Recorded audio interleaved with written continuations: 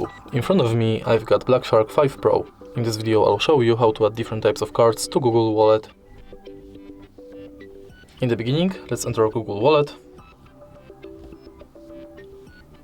Tap Add to Wallet and now select Transit Pass.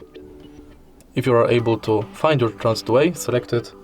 You'll be redirected to a website where you have to finish the inside form. Next you can select loyalty card. For example, Payback Poland. You can scan your card or enter details manually. Then select Add to Wallet and it's done.